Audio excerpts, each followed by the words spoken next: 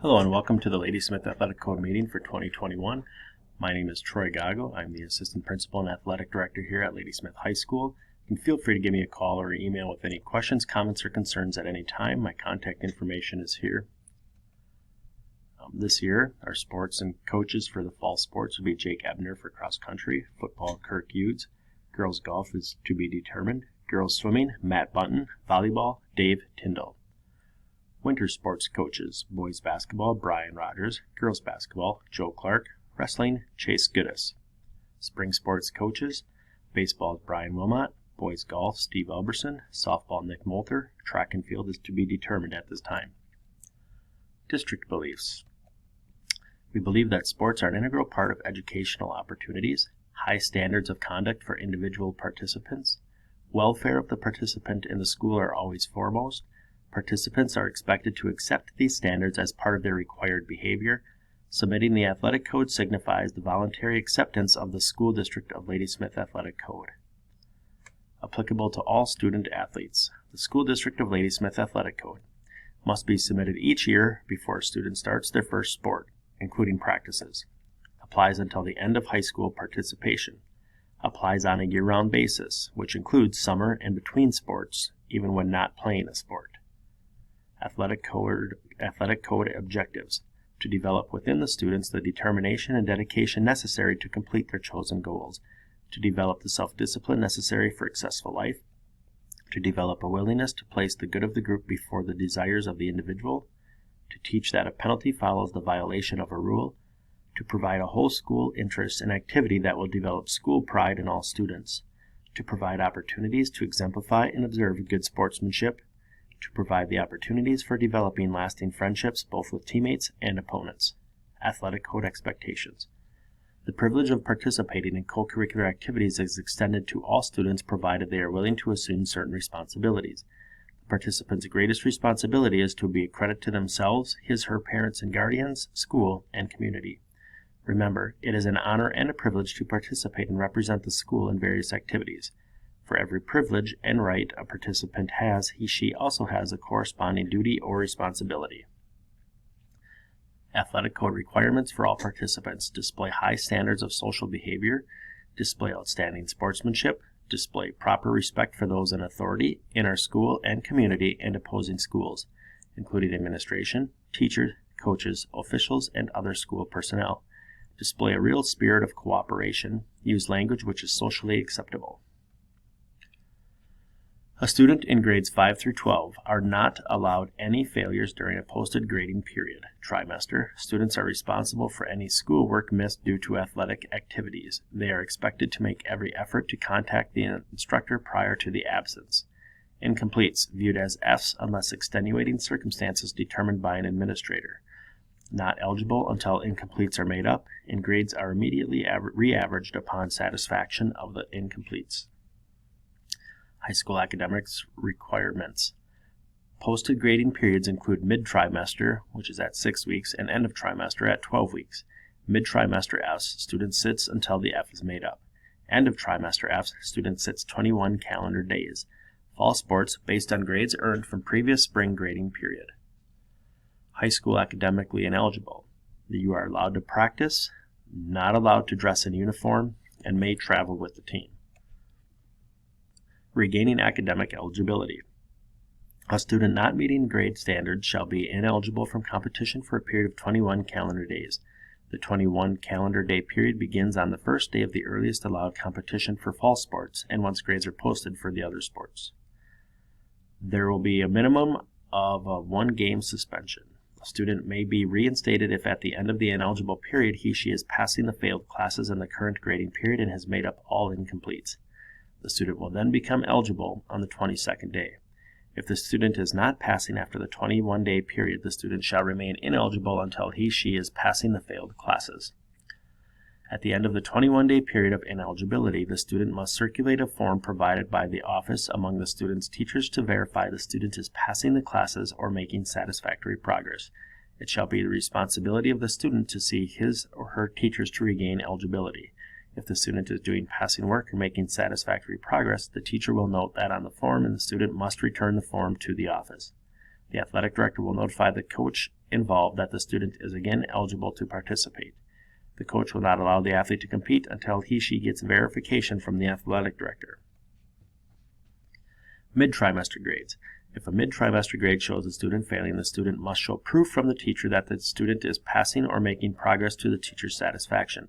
Once it has been confirmed that the student is passing or making satisfactory progress, the student may compete. This could even be the same day, resulting in no consequence. Athletic Code. Middle school moving to high school. Incoming freshmen shall follow the middle school eligibility guidelines for fall athletics.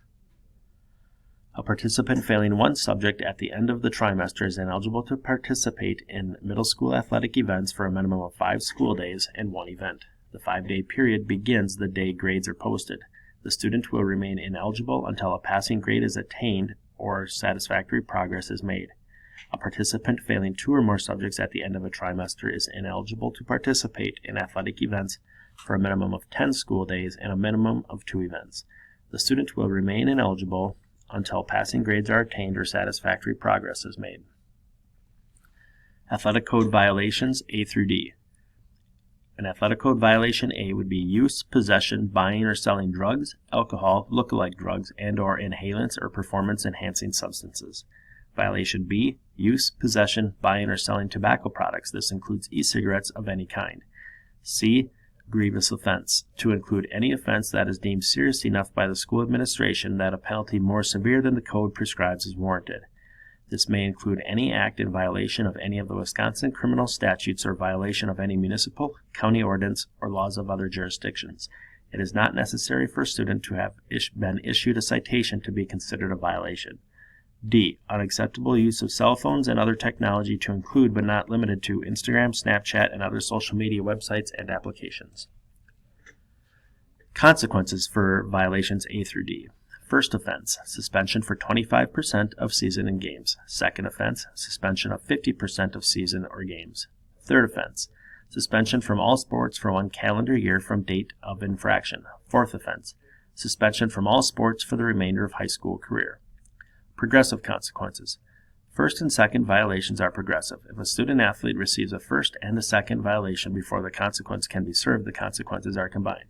For example, 25% suspension plus a 50% suspension would then equal a 75% suspension. Additionally, students with any violation become ineligible for all conference awards for a season. Students with any violation become ineligible for any coach, school, sports awards for the season. Athletic Code violations E. Guilt by association. Student athlete is in attendance but is not found to have used, possessed, or consumed alcohol, tobacco, or unauthorized drugs. Only illegal events count. Weddings, fairs, family gatherings, and/or parties that are not illegal for the youth to be attending do not pertain. Students will be found guilty unless they have proof of at least one of the following acts. Proof of an attempt to leave the event in a reasonable amount of time and have proof of either a phone call or a text requesting a ride home. Or proof of either a phone call or a text that they attended the event only at the request of another individual to provide a safe ride home for them. Student must not stay at activity but leave within a reasonable amount of time. Athletic Code consequences for violation E. First offense, suspension for 10% of season or games. Second offense, suspension for 25% of season or games. Third offense, suspension for 50% of season and games. Fourth offense, suspension from all sports for 1 calendar year from date of infraction. Progressive consequences. First and second violations are progressive. If a student athlete receives a first and a second violation before the consequence can be served, the consequences are combined. 10% plus 25% plus 50% would equal an 85% suspension. Additionally, students with any violation become ineligible for all conference award for season. Students with any violation become ineligible for any coach, school, sports award for the season. Athletic Code consequences E continued. Progressive consequences, first and second consequences are progressive as we just mentioned.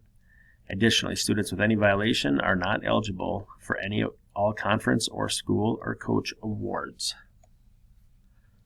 Unacceptable disruptive behavior interfering with learning. Unacceptable disruptive behavior, which interferes with the school learning environment, may result in suspension from a contest or event. Will miss 1 contest for each occurrence of suspension from school or cheating and plagiarism. disqualification or ejection, suspension for no less than the next competitive event but not less than one complete game or meet. Dishonesty clause. If it is determined that an athlete was not honest regarding participation in any of the violations mentioned above, the consequence will be doubled. Interventions to reduce consequences. Participants who experience their first code violation for violations A or B can have the consequence reduced by half if they successfully participate in the Teen Intervene program or another program as approved by the administration. Successful completion of the program will be determined by the program facilitators and administration. Interventions to reduce consequences. First offense self-report. If a student athlete self-reports a violation within one school day or by the first day of practice, whichever comes first, the consequence will be reduced by half. Clean slate. Middle school students get a clean slate when entering high school in terms of athletic code violations, provided they have no unserved violations. Athletic code violations that have not been served in middle school will carry over to high school. Alleged violations and due process. The principal and/or athletic director will investigate all athletic code violation concerns. Upon completion of the investigation, the principal and/or athletic director will determine if there has been a violation of the code. The athlete and parents will be informed of the outcome of the investigation. The penalty will start the day the violation is proven to have occurred. Appeal process. If an athlete chooses to appeal the decision, they must do so in writing within 5 school days to the principal and/or athletic director.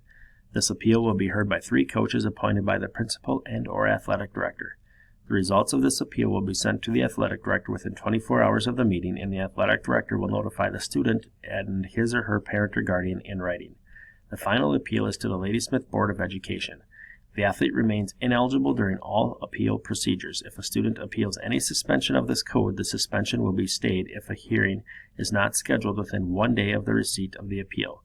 The student will be provided with an opportunity to testify and present other evidence on his or her behalf. Violations. Non-participation. If a violation of this code occurs at a time when the student is not actively participating in any activity covered by this code, the penalty imposed will be served during the next complete athletic season. A student must participate in the entire season in order for the penalty to have been served. A student will not be allowed to join a team in the season during which the violation occurred for the purpose of serving the penalty. The penalty will be served during the next full season in which the student competes. Additional conditions. Athletes found in violation of the code must continue to practice. The athlete may not dress in uniform for competition, participate in warm-ups, or competition until the suspension has been completed. Special note on WIAA tournaments.